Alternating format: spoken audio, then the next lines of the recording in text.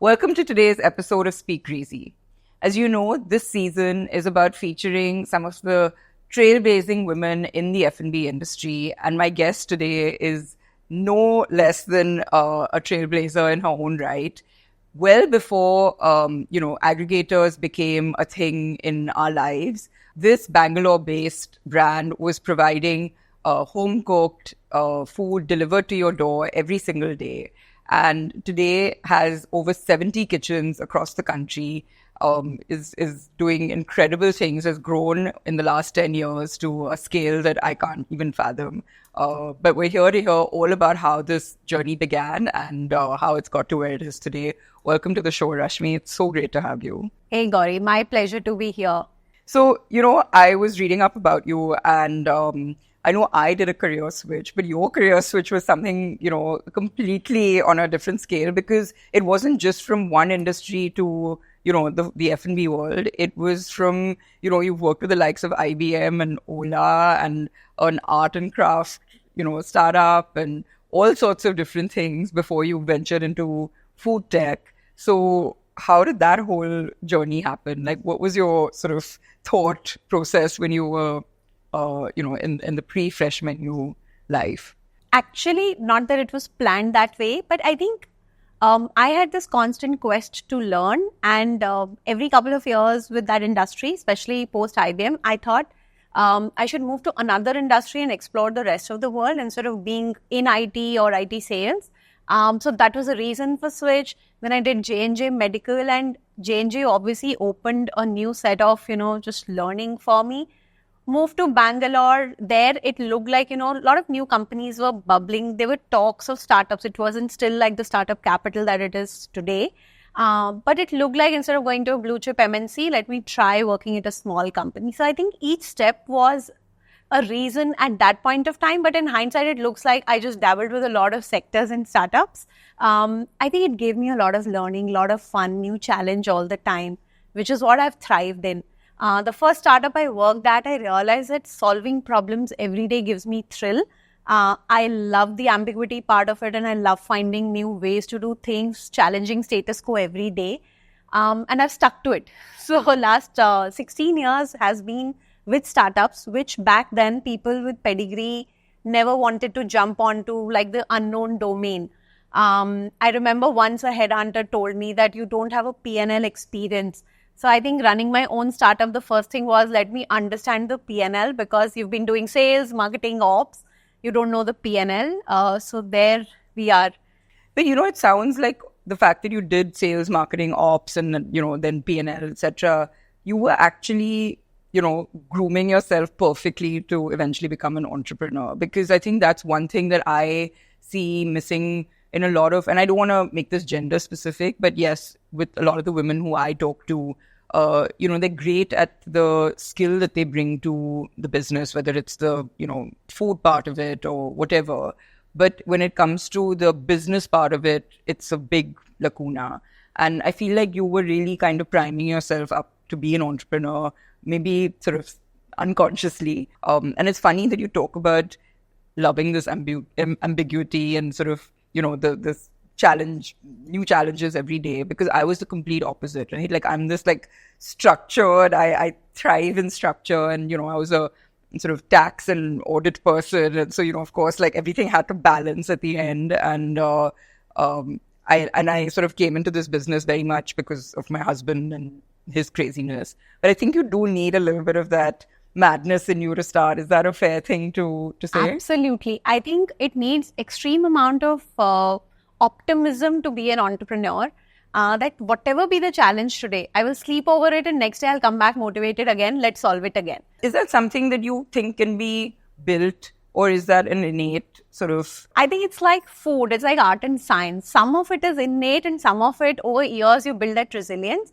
And I think later, the experience that you've gained give you the confidence that you can deal with the challenge.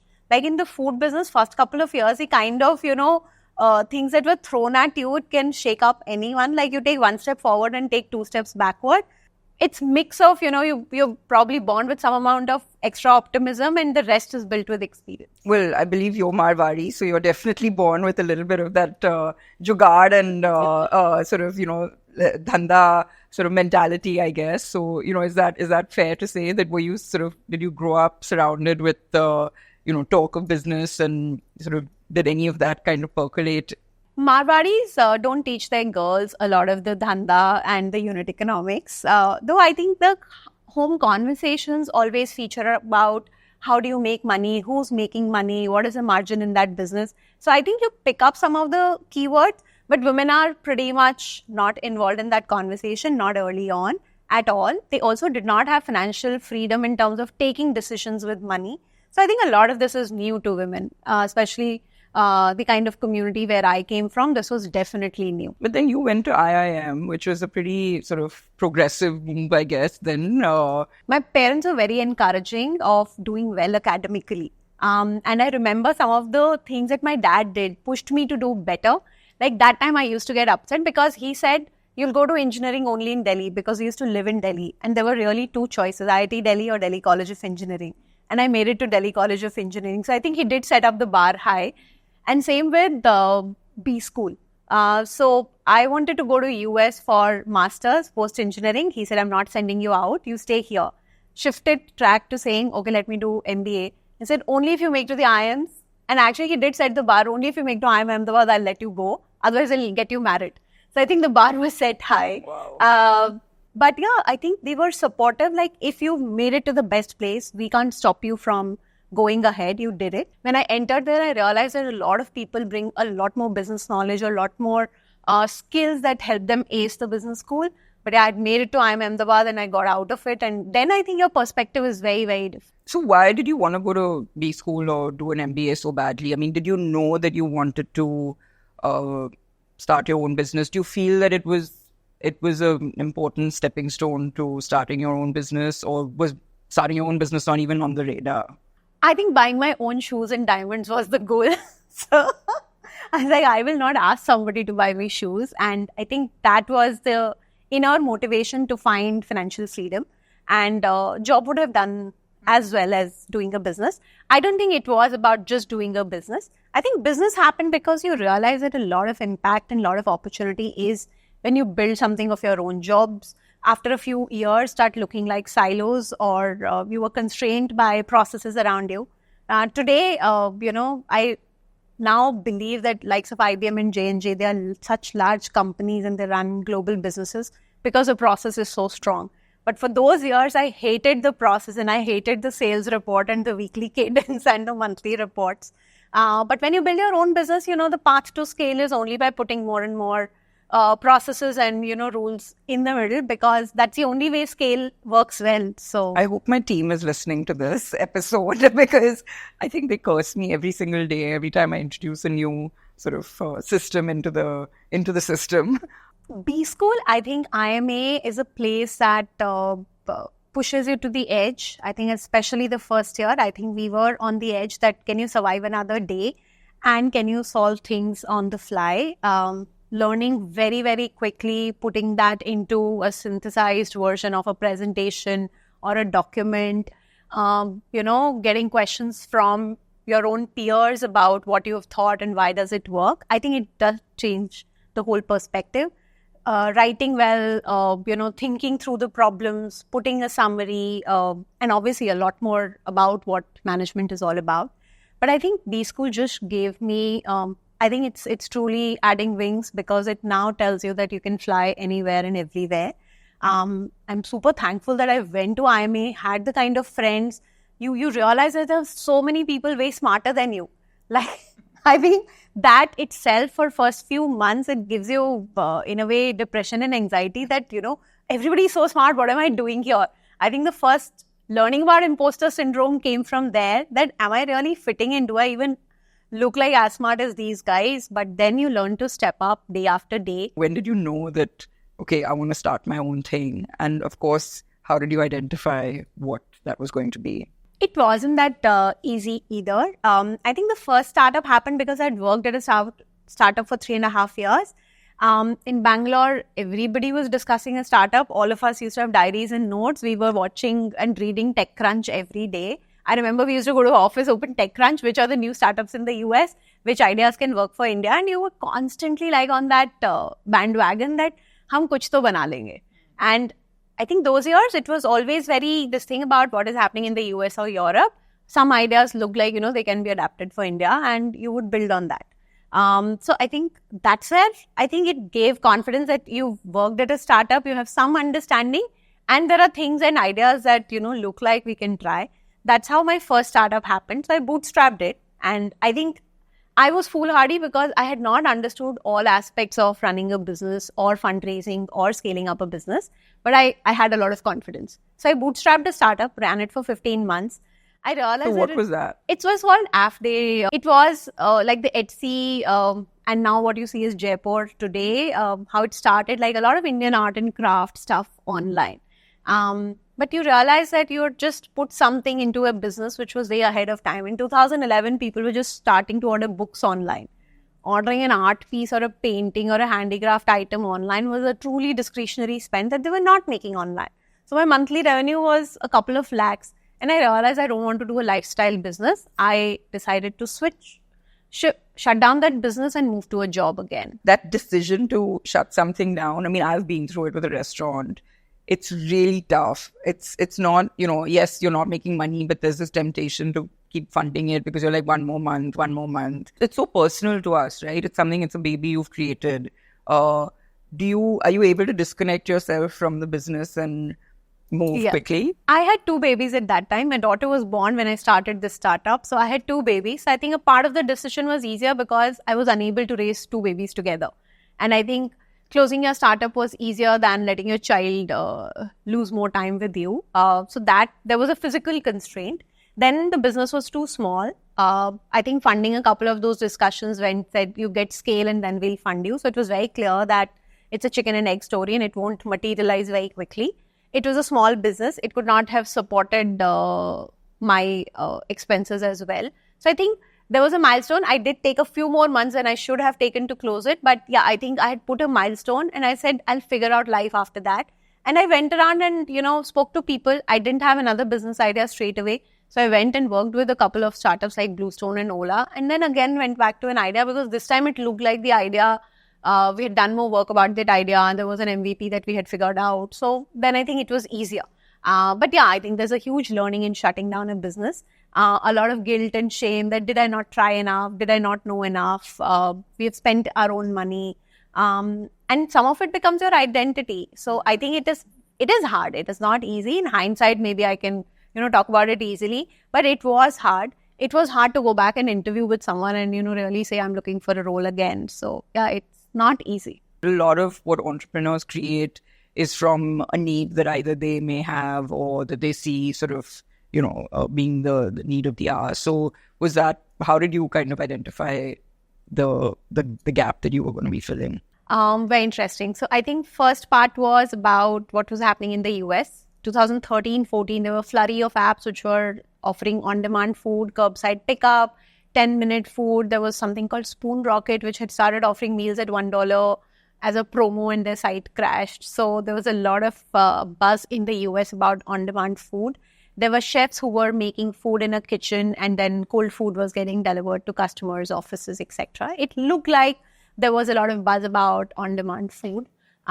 There was Blue Apron, which had really taken off as a meal kit business in the US. So I think one of the initial ideas we tested was a meal kit business in India.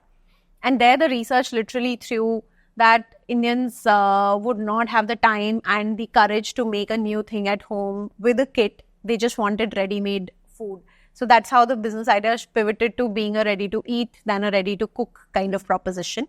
But it came with one of those ideas. The app ideas or, how the interface looks like, a lot of those came initially from how the US guys were doing it.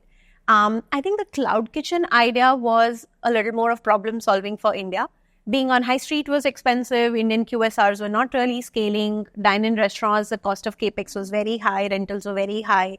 So I think there the need evolved to, you need like a back-end kitchen. You don't need front of the house. You can be on the first floor, second floor. You don't need to be on the main road with access. So that's how I think the cloud kitchen idea emerged. Like functional kitchens, which would be low cost to set up. The rentals would be lower. And you can build capability and flexibility to, churn menus that are not tied to the layout or the decor. So I think some of those things came with just problem solving. And more from an economics point of view than really, because we didn't know what consumers are going to want. Fresh Menu started with a daily changing menu because we realized that why would somebody open the menu? Like the restaurants that I like, after 4 visits, I remember the menu most of the times. Like I can order blindly. But online, if you need people to come back and open the menu, you have to offer something which is different. And that's how daily changing menu became like a real hook for Fresh Menu. That I'll start with a small menu, but I'll change it every day. So for nothing, but for fun, people would come and check, aaj menu mein kya hai? And it allowed a lot of exploration, a lot of brand reach early. So I think these were all cues about what works on internet. On internet, people need to see a discount. Like it should be lower price than what you would have paid at a dine-in restaurant for a meal that looked like it. Or doing meals which had no comparison benchmarks. So I think we kind of, went with that insight that Indian meals would be very hard to make a brand on. Like my dal makhni cannot be better than somebody who's making dal makhni for the last 20 years. So we decided to not start with Indian food. We decided to start with global food. It was a big bet at that point of time. I remember all other 200 companies which were trying to build something in food at that point of time started with like an Indian thali. Because the frequency use case was what do you eat in office or what do you eat is regular Indian food. So dal, roti, chapati, rice is what would sell with a lot of frequency. But Fresh Menu turned the whole cycle upside down because Fresh Menu was getting a lot of frequency because whenever you're bored of home food, you order something different. And that's how Fresh Menu took off because it was a path-breaking concept in terms of bringing global food on delivery. It was priced at like between 150 to 250 rupees per meal. You didn't need a partner to share your meal with. Like you could just order meal for yourself because there were no options which allowed you to order meal for yourself. It was cool to eat because it was a balance of meal all put together in between a platter or a bowl. I think bowls came within a year of when we started Fresh Menu. Bowls were designed not because customers wanted bowls. Nobody came and told us they wanted bowls. One, because this packaging unit was available. And 2, plating it was easier than plating a platter. Like with 5 components, instead of that, you put everything into one component. The assembly was much faster. The delivery speed improved. And customers were liking it because it was a single serve. The people who used to tell us that, hey, I had to go in the car and I took your bowl and I went in the car and I ate on the way. So there were a lot of use cases that opened up with this. Every board meeting, people are ordering Fresh Menu because you wanted to eat a sandwich, I wanted to eat a rice bowl, and somebody else wanted a sandwich. Like, I think that combination just fitted. And I remember so many people said, hey, somebody introduced me to Fresh Menu in the last board meeting.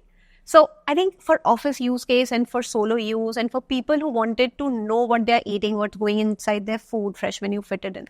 So a lot of the stories, like a part of the idea came with something that was already available, and a lot of solutioning happened because this is what India is, the kind of people we get, the kind of infrastructure we can have, the unit economics that you can put in place. On the finance, I remember a story and it still like kind of pinches because I remember first time somebody said, but madam, can you explain your unit economics? Like with women, the easiest answer is that maybe she does not get it.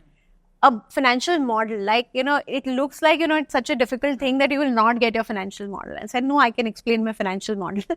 Maybe I can't make all of it myself, but I can explain it because I know what numbers went in or what is the impact of those numbers. So, but that's really important because, again, you don't have to be the accountant in your business. You don't have to be the finance person, but you have to know it inside out. At the end of the day, it's your business.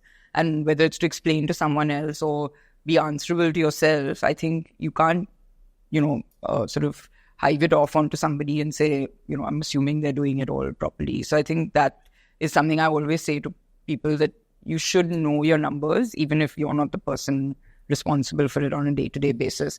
But one thing that you mentioned earlier, just going back to the model, was about the app, right? Now, in India, this whole adoption of apps was not as rampant as it is today, where pretty much everything is on an app, right? Whether you're ordering your milk or you're getting your tickets or booking holidays, whatever, everything's now on an app. Did you launch with the app itself, or was it like a web-based program and then you eventually did an app? And if you did the app, how did you get people to how was the adoption? So Fresh Menu started with the Shopify website. Because for App Day, I had used Shopify, so I knew how to use Shopify and I loved the product. Did you teach yourself Shopify? Really? Okay, Yes. because I still haven't figured it out. I'm like desperately trying. Yes, but it's super cool because it's modular. It allows you to get a menu up very fast. You have to do very little. You don't need to code between colors and themes and buttons. And a lot of those choices were available. A lot of mini apps within the Shopify ecosystem. And I think I love Shopify. Even today, anybody who says I want to start something, like start on Shopify because it's the coolest thing to do. Like a couple of $1,000 a month, you can really be up and running. So we started on Shopify, which I was running myself most of the times. I was doing cataloging, I was doing menu photos as well. And then we had a partner who had an app infrastructure. So we started with Presto apps. For a year, Fresh Menu was running on their apps, which were... So like a white label product. It was a white labeled product. Eventually, we hired our own team and we built our own app. But I think we realized very early that in the food business, menu, taste of the food, and that reducing customer friction is really what would get us success, not the tech and not the data science and not, prediction of who's going to order what. I think there were a lot of buzzwords about how food tech would change everything. Is like technology will tell who's going to order what today. I don't think that's a reality. That size of data was not available. It truly just meant that today you have good menu on your system and you can deliver it well with the SLAs, like you don't goof up. And I think not goofing up itself is a big part of this business, which we learned very early. I mean, I guess the tech comes in for convenience, right? Because as people want that convenience and easy access to menus or ordering or whatever, I mean, look at the aggregator apps today, right? Like you can literally in like 10 seconds order something and you're done. Do you consider yourself a food tech company? We are. We started as a food tech company. Original investment is a food tech investment. The idea was that technology would drive food businesses, both in terms of front end, in terms of, consumer discovery and consumers repeating, etc. And at the back end, in terms of kitchen efficiency, the data that the business can use to predict, right from material planning to people planning to speed and metrics. Like this is a metrics driven business because every point of data is available on the system. You've scaled to now having almost over 70 kitchens in 3 different cities. How, talk about the challenges that you faced when you started and today when you're sort of pan-India. I sort of, want to understand how you scale a food business like this.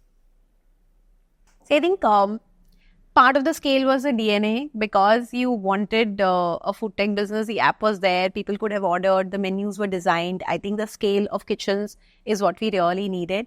I remember first 1.5, 2 years, we were launching like 4 kitchens a month between Delhi, Mumbai.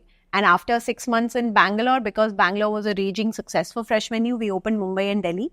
I think that's the first time when it hit us that when you're not in your home market and you can't visit your kitchen every day, processes need to come in, systems needed to be stronger. And we did struggle for the first few years because remote locations, people didn't see us face to face. Making changes were harder. Hiring was harder. This business has so much of, labor shortages. The share half the labor would go away. So I think a lot of these were, eye-opening for us. But I think we as a team were very strong hustlers. I think we also, that's way we hired hustlers. And like any problem, like every day we're working 10 hours a day, 12 hours a day and just hustling to solve the challenge. So even if it's not solved today, it'll be solved 2 days later. So I think speed, the big learning with Fresh Menu has been live with imperfection. Because in this business, the pursuit of perfection slows you down massively. So I think we learned to be imperfect, whether it was packaging, whether it was menu today, whether it was operations or hiring or training. I think we learned to live with imperfection and that's what gave us the ability to scale. If you just keep looking at the nagging issues that you get in the day, you can't scale. So yeah. I feel like this is like advice I could have used 5 years ago, but I completely agree with you. I think, again, that sort of auditor brain of mine where everything has to sort of, slot in. Imperfection or any sort of screw-ups were like really hard to digest till I got to a point where I realized that this is inevitable. And the sooner you accept that, you'll be able to work, faster and sort of move faster. So I think you're spot on. Luckily for you, you realized it a lot one earlier. Of the other things I learned was you have to be thick-skinned. In the food business, everybody gives you feedback. everybody has a personal feedback and suggestion. Even if you go to a personal event, like there are two people like, I ordered yesterday and this happened. So one thing that I did was switched looking at feedback to the evening than the morning. It worked very well for me because first thing in the morning, somebody says, oh, you gave me some shit and, you should shut the business and go home. Like, you can't do that to yourself at 9 in the morning because there are 4 other problems waiting for you. So I just shifted looking into feedback in the evening than the morning. Very good tip. I'm going to read all those review reports in the evening now. But did you ever feel like you're done, you want to get out of this? See, there are days when, like you are overwhelmed as an individual, and despite the kind of patience that I've built over the years, I think there are days when I'm overwhelmed. And I think there are days when I've just left everything, gone home, slept early. Like, I think that's my only recourse to solve, because I think when you allow that voice in your head to grow bigger, that the plan B exists. There are times when one day I remember I called a friend of mine, can I get a job? He said, Rashmi, you will get a job. Let's not discuss it today. Let's discuss it some other day. Because plan B, I think, would not get you to move the mountain that you need to move. I think running a business, being an entrepreneur is moving a mountain. And if this is Mount Everest, if you have a plan B, you will never climb it or you'll never move it forward. So I think cutting down that voice in your head is very, very important. There's no easy path to this. But also from where you started, what was your vision for Fresh Menu, and has it changed 10 years in? With the name choices Fresh Menu, we thought fresh is really where we would want to play.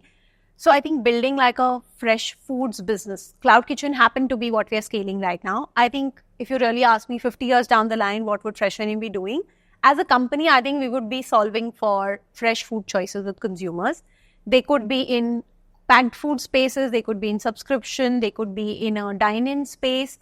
But I think the idea was that we believe people in India love eating fresh, and we would make sure that fresh is scalable and fresh really reaches them. The nature of fresh could be different within different formats. Service business is what we started scaling with, but I would dream Fresh Menu to become like a Nestle out of India, like a fresh foods giant. So it's foods company more than just a cloud kitchen company. Today, the whole competitive landscape is obviously very different from when you started, right? The amount of choice that's out there, the number of cloud kitchens that sort of COVID throughout and that is, continue to sort of exist is just, now it's become like a sort of a lot easier for someone to, open a cloud kitchen. Of course, it's not an easy business. The margins are really tough. We'll come to the aggregators in a bit. But in that competitive landscape of not just options of food, but also quick commerce, how are you navigating that space? Food was never a winner take all. The reason the second startup I chose to do in the food space was it was not a winner take all category, especially if you're not in the aggregator business. Aggregator, I think in India, and we all know what has played out. But I think food, it's not a market share battle. It's not a winner take all category, which I think was a big comfort for me when I started, that I can do this business for long years. It's not like if I am small or big, does it impact others? I think the real competition, even 10 years back when we started, there was competition, offline world. And like at least at Delhi, Mumbai, Bangalore, there was no dearth of, dining options available or food available near you. And home kitchens. Like I think our real competitor is a home kitchen, if you think of it. Because if you don't order from outside, you can obviously make it at home. Cafeteria food, office catering. There's a lot of options available in terms of food choices. We were expecting people to make a different food choice or, bring in novelty in their menu choices. So I think competition was there back then. Today, I think cloud kitchen, you're right. I think there are far more number of people who are operating cloud kitchens and brands in the space, and ability to offer a menu, ability to sell it very quickly has increased multifold. When we started, actually, it may look like there was lesser competition, but there was a huge trust deficit that we had to cover, that why should somebody order online, right? Like, why should they trust? Domino's and Pizza and Subway was far more easily delivered. So they would just default migrate to those orders, right? Like to win that trust that you can have an office meeting and you can order our food and we'll deliver on time was a big win at that point of time. Obviously, your name says what your product is. And fresh doesn't necessarily mean healthy, although I think that could be also an association today, or maybe not. How do you stand out today? when we started 2014, I think the big thing in the food space or anybody who knew consumers, the first watchword was don't associate with healthy, because healthy is equal to not tasty in India. 2014, and that's like one marketing mantra, right? You think that's still true today? No, I think it has shifted. In last 10 years, there is a shift. But when we started, it was very clear, like you can't be a healthy brand, then nobody will touch you. What we realized was we were offering more global menu choices, and we were trying to balance out everything in the meal. So there was a component of a salad or a roasted vegetable. So there were more greens available on the bowls. There was a protein topping and there was a starch component. So we kept designing for a more balanced meal that would like fuel you through the day. That was our design. But I think for a lot of consumers over the couple of years that we were operational, first few years, people started associating fresh menu with healthy. And I think after a few years of resisting that whole position, I think we decided to own it up. It's like, if people already believe that we are healthy, why are we letting go of the health opportunity? And there is a lot of growth from the salad category or the keto category. 2017, if you remember, keto came in as like the huge buzzword. Everybody wanted to do keto. I also did keto for a couple of months. And then we realized that when people are doing keto, they need some meals and some choices that are available in that spectrum. So we offered a keto, and keto was like a raging success at that point of time. Then it slowly kind of tapered off because keto is unsustainable. Yeah. But I think we've seen some of those things come in. Same with, for example, breakfast choices, eating eggs in breakfast or, more protein in your breakfast. I think we opened breakfast choices, which is some scrambled egg and, a sausage or a pulled chicken and or a little bit of bread. I think we realized they work because otherwise what was available in breakfast was idli, dosa, poha.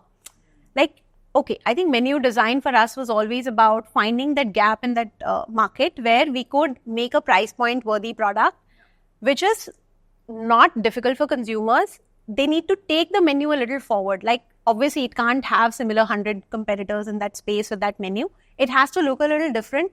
But to customer tasting it, it should not be so different that, we have to spend next 5 years educating him that aap ye bhi kha sakte ho. I think they need to love eating it, and then the repeat will happen. I think we learn to narrow our R&D to guardrails of what's my supply chain, what's my price point, what consumers want, grammage, look, balance of carb, protein, fiber. I think when the guardrails came in, I think our life got much easier. Otherwise, I think we were doing R&D in a huge wide spectrum. Yeah. And that has a huge pressure on supply chain and operations, which after a couple of years, things are falling apart. So we had to stop and put the guardrails on R&D. Have you already, or do you see sort of tech coming into how your production, sort of robot kitchens and all these kind of things? I mean, do you see that as a possible future for Fresh Menu? I would imagine a future where a lot of regular part of cooking or, for example, cleaning robots, cutting, chopping robots, or, making life easier in terms of preparation. Those robotic machines really delivering. And I think the kind of attrition you face with dealing with migrant workers in this industry, I think it would be a big change in how you run operations and how do you scale kitchen operations. I would not right now think that automatic machines or IoT, and I think last few years there was a lot of buzz about, IoT, etc. I don't think that really has shaped much. And even these robots and machines are probably 5 years out. But yeah, I think when they come in, a lot of those tasks would get easier, more controlled, more manageable, would allow you to scale faster. Today, I think part of my scale challenge is that how do I fill in kitchens? How do I train people? How do I retain people?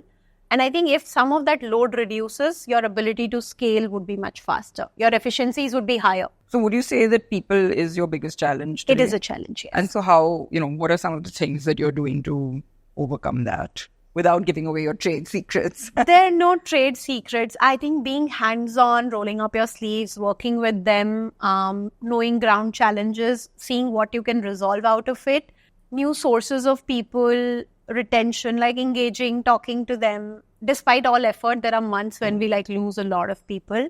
And it has a huge impact on the business because if you don't have people to stand today on the ground, you can't do this business. So all data pieces, everything can stay on one side. But hiring, retention, training are very big pieces of the puzzle. We tried moving to an app-based training, putting a lot of our content on Telegram channels. So we tried to see where people are and where they can consume that content, like 5-minute bite-sized training. because it's not like I can run a huge training academy at my size today. So I can't bring in people together and they need to be trained on the ground. So finding ways and means to do that.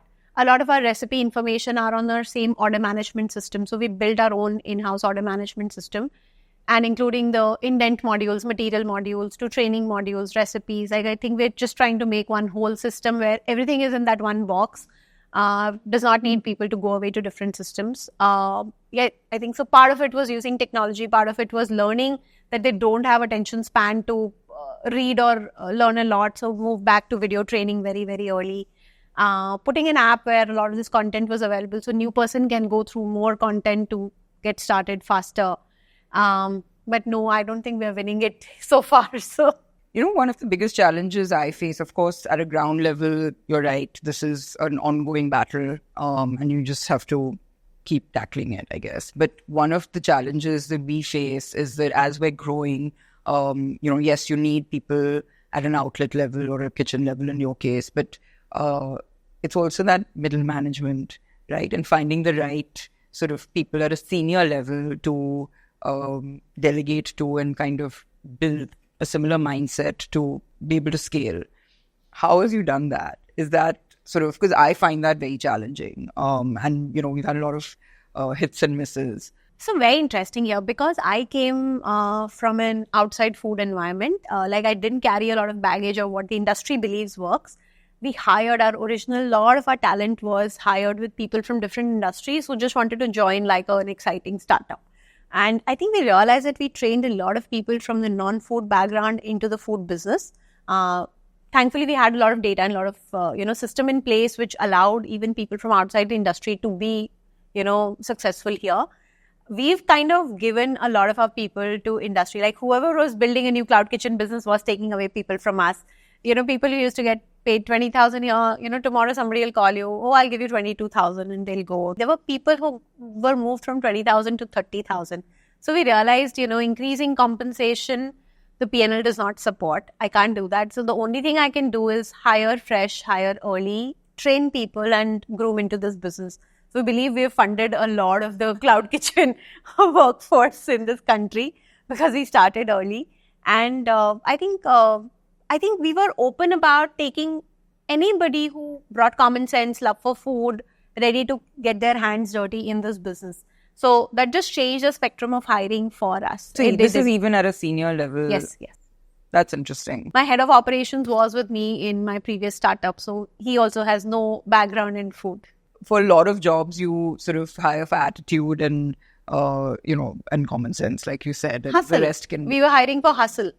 People who don't get shaken by problems thrown at them is like a test that we would take. And also people, I think, who can work independently and think for themselves and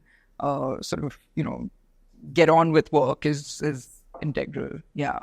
Let's talk about the sort of big elephant in the room, which is aggregators, right? Today, they're not just a service provider to you in terms of doing delivery, at least in our case, as we're restaurants. You're sort of in the delivery business. But today they're also being competitors in the space, right? They're operators in the space. How are you sort of navigating the aggregator equation? So I think we're watching what is unfolding right now. And I think Zepto launched Zepto Cafe, and now Swiggy's launched Snack, and Zomato's trying Bistro. So it's very clear that both the aggregator platforms are shifting to figuring out some independent play of food again. And I think this is probably the second attempt at this. It is clearly unfolding right now. Zepto's claimed they're doing 1 lakh orders a day. I'm sure it's pinching to all the partners because we expected Swiggy and Zomato to be aggregator platforms and not be back on the same side again. I'm sure all of us are speaking and we're figuring out. I think next 12 months is clearly going to be more chaos in this space. Hopefully we'll find the dust would settle in some time. Maybe we will all expand the whole business. But if not, it is cannibalizing some of the partner business, and we all are watching. I'm sure you are also seeing. Do you largely do your own delivery or no, you 95% are on with Swiggy and Zomato. Yeah. So it's a wait and watch game. And But we believe there's a lot of chaos in front of us. I'm going to now switch to a sort of, the fact that you're a woman entrepreneur, because that is sort of something that I think, that there aren't enough of women sort of taking that plunge. You have a daughter the same age as me, actually, same age as my daughter, rather, almost the same age. And you started Fresh Menu when she was 3, is that right? Yes. How have you sort of dealt with the balance of being a mother and an entrepreneur? I'm not even going to say wife, because that just like, that's like if there's time. Yeah, I think, my first starter was when I was pregnant. So I think when she was 3, the trade-off was that I had this idea and I really thought I should do it, but she was 3. She was a very fussy child in terms of food. But I think what hit me was, if I don't do it now, like, I may lose this opportunity and she's never going to become big for me. Like, you realize as a parent, I think the hard thing in your mind is whether your child is 1 or 2 or 12 or 13, like, you would just believe they're small for you. You have to take care. So I realized that I think both of this has to go together. I can't let go of this opportunity. Being a stay-at-home mom was not in my wildest dreams. So I had to do something. So I think we knew that we're jumping into fire, but we all went on. I can tell you, as an entrepreneur, you are all consumed by your pursuit, right? Like, you love this, what you're building, and you're putting in everything that you have. But your family is paying a huge price because they didn't sign up for you putting in this much effort outside home. So I think in hindsight, it clearly tells you that I think the subscription had to come from the family, that we are all subscribing for it together. She was too small. My husband also, we didn't realize that amount of effort the food business would take from all of us. So yes, there are times and discussions, and we've kind of debated that mom does not have time to go to the bus stop, or mom does not have time to go to some of the PTMs.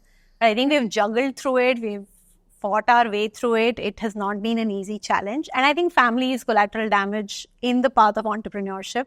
Anybody who's trying to be an entrepreneur has to weigh in that option. And I think building support at home, building comfort at home, I think it's clear, non-negotiable. Like, you can't have home stress. There are days when you have to leave everything and go back to home, but most of the days you would like to have a home where even if you're not there, things work, right? Like putting a full-time help, putting a driver, a child who's trained to be more independent, who can take their decision, not fussing over a lot of stuff. But yeah, I think it was a journey. It was not easy, and there have been pockets of times when you're just not available for work. But there are times when, most of the times, you're not available at home. Like, you let go of a lot of those socializing opportunities, play dates, friends. Like, I think there's a lot of sacrifice on her end as well. I remember some of the times when she would have cried that you didn't come to the bus stop or you didn't come here. And in the emotion, I would have said, okay, I'll shut Fresh Menu. Let's be together. Or I'll join your school as a teacher. It's like, no, that's not needed. Now she's 13. I think now she needs you much lesser physically. But there were times when it was physically very, very taxing. But I completely resonate with everything you're saying. It's spot on that, I've joked about the fact that if my husband leaves me, it's fine. But if my nanny leaves me, I'll die. So it's, no, but it's that having that support infrastructure is right. But I think the key thing is acceptance. Right? The minute you accept that there are going to be challenges and sacrifices, I think you're able to deal with it a lot better. I remember there are times when she went to a birthday party and I saw her only when she came back because she had already gone and she had mismatched clothes or mismatched socks. And then it's like, okay, my reputation does not depend on how my daughter's dressed. So, can't help it. Yeah. She's a kid that she'll figure out her own fashion choices eventually. You've done multiple rounds of fundraising. Is it true that, women do find it harder? Are we doing ourselves a disservice in any respect? Is there something that we can do better to, tackle this, funding set? Yeah. Yeah. This maybe misnomer out there that, we aren't as good as them kind of thing. See, the data clearly says that. I think data world over says that women get much lesser funding than men in the same spaces, right? So I think the data clearly supports it. There is something that we all need to address. I think it comes with In my case, I felt it came with a lot of my personal choices. Like as a person, I think I was trying to be more conservative. My plans were not as aggressive or ambitious as they would have been from a male founder. So therefore, I would put it some back to myself that maybe as a gender, I have these subconscious choices that I should play safe, I should take lesser risk, or I should be frugal, I should be spending lesser money, or I can't justify some of the stuff on paper, or I can't make large visionary statements because maybe this is how I was built. I think first couple of years or first few years, people do question that are you here for the long term, who takes care of things at home, etc. So I guess first couple of years, you probably have the gender bias a little more. But once I think you've been around for 8-10 years, I guess those questions are out of the window. Then I think it is between you and your company's performance and the market landscape. But yeah, I think the initial struggle is higher, including the whole ecosystem believing that women are not great at running finances and not great at negotiation. I think some of the backroom dealing that you need to complete a deal, women are not the best at. Or we would just shy away from that aspect of this whole thing. My husband's an investor, and he's so obviously I think I have a lot more exposure to how investors think or how they ask questions. So there was a lot of training at home available Did for you do it. mock pitches to him? Oh, massively. And you get rogered all the time. I think despite the training, I think you are who you are. And I think women in India have been trained to be very safe, conservative. We risk failure way more. So I think a lot of these are our own choices, not by qualification, not by our design, Is that not a by bad sector. thing? It's not a bad thing, but I think in the investment world, if they had to fund only one company in your sector, then you may be missing out on that opportunity. For example, women founders would want to raise funding later. There were times when people were approaching me that Rashmi want to fund, and I said, no, I have enough money and I'll come to you later. Later, they were not willing to fund. So, I think that whole picture of what's the timing, when should you need, like, is it need-based funding or is it opportunity-based funding? I think we are probably missing out on those opportunities because we are not going when the opportunity is coming to us. There is a bias in the market. I don't think we are all anywhere denying that fact. It's much better than before. I think 10 years back, a lot of things were said on your face. Today, nobody's saying it on your face. And I think that itself is a huge change to this ecosystem. And I think people like us are really taking it forward. Like our daughters will get it easier than we've had, and their daughters should get it way more easier than they've had. So I think we are paying it forward. Absolutely. What's next for Fresh Menu? Next for Fresh Menu, that's a loaded question. Next for Fresh Menu is real ambition to be the whole fresh foods player. I think scale cloud kitchens, scale some of the other aspects that we've only been dreaming and talking about. I think now is the time and opportunity. Fresh Menu has been there for 10 years. I'm now 100% sure that it's here for 100 years. So I think we really need to make it the giant that could have come out of India and changed, what all of us are consuming. So really find those new pockets of opportunities, build for new India. For example, we are figuring out how do we go to the next set of cities beyond the big metros. We never thought of those in the past 10 years. We're thinking of a subscription business. We're thinking of an offline play. Is there some part of Fresh Menu which would be offline? I think there are now a lot more plans to be more diversified as a business. And I think next 10 years is really about that now. Where do you get inspiration for what you create and how you continue to sort of evolve the menu?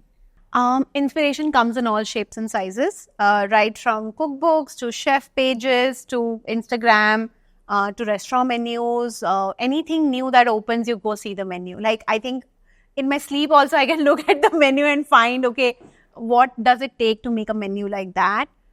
Ingredients. So supply chain gives you ideas because there are people who will show you new ingredients and new things and then you will think how to use it.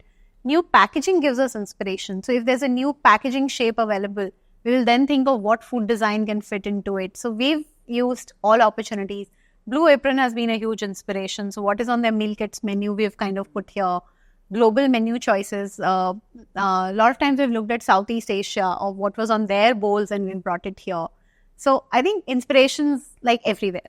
That's amazing. And you're not even a chef. So I'm not a chef. Like I learned, off late I've been telling people that I now have a PhD in food because as a business, you have to look at both sides. The business part of it, like, can it make money? Is its menu sale worthy? And is this menu operationally possible? Like, you know, both sides, including cooking, presentation, pricing. Like, you're not a chef. I'll never become a chef. But I think the business of food, you really have to go deep. Food restaurants have become a very sort of glamorous thing for people to get into.